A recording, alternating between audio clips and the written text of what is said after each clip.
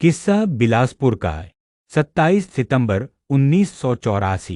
आजाद भारत में बहुजन समाज गुलाम और लाचार क्यों, इस विषय पर जनसंपर्क के लिए जन आंदोलन के तहत एक जनसभा का आयोजन किया गया। सभा को संबोधित करते हुए कांशीराम जी ने कहा कि गुलामी हमारे समाज पर इस देश के हुक्मरानों द्वारा थोपी गई है, इसलिए हमें अपनी ताकत का एहसास करके इन गुलामी और लाचारी की जंजीरों को तोड़ना होगा। यदि समय के रहते बहुजन समाज अपनी ताकत को पहचान लेता है तो इस समाज को गुलाम बनाए रखना शोषकों के वश की बात नहीं। पार्टी अध्यक्ष ने बाबा साहब डॉक्टर अंबेडकर के कथन को दोहराते हुए कहा कि अधिकार मांगने से नहीं मिलते, उन्हें अपने बलबूते पर हासिल करना होगा।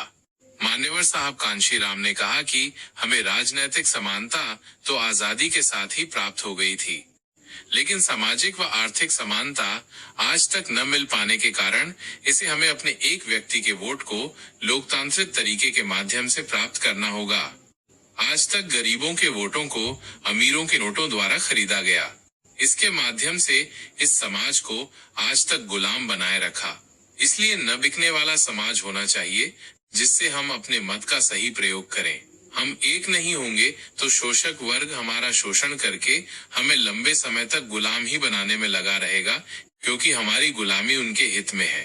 इसमें दोष शोषकों का तो है ही, हमारा समाज भी इसके लिए दोषी है। मान्यवर साहब कांशीराम ने पिछड़े वर्ग की समस्या पर चर्चा करते हुए मंडल कमीशन रिपोर्ट को सरकार द्वारा रद्दी की टोकरी में डाले जाने पर सीधा कटाक्ष किया तथा कहा कि ये सरकार की चाटुकारिता की नीति है।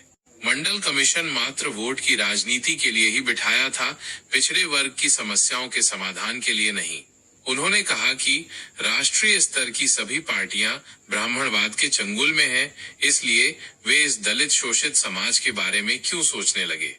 इन्हीं मुद्दों को दृष्टिगत रखकर 14 अप्रैल 1984 को बहुजन समाज पार्टी की स्थापना की गई है, जिसकी आधारशिला बाम सिर्फ पिछले 12 वर्ष से समाज के कार्यों में दिन रात लगी हुई है। इसी का परिणाम है बीएसपी 85% बहुजन समाज का प्रतिनिधित्व करती है। अब सारी जिम्मेदारी आपके कंधों पर है। आपको आगामी चुनाव में एकता का परिचय देना होगा। दोस्तों, अगर आपको साहब कांशीराम के विचारों को जानना चाहते हैं, समझना चाहते हैं, उनको अपने जीवन में उतारना चाहते हैं, तो हमारे YouTube चैनल को सब्सक्राइब करें। हम आपके लिए ऐसे ही वीडियो लाते रहेंगे। जय भीम, जय भारत, जय साहब कांशीराम।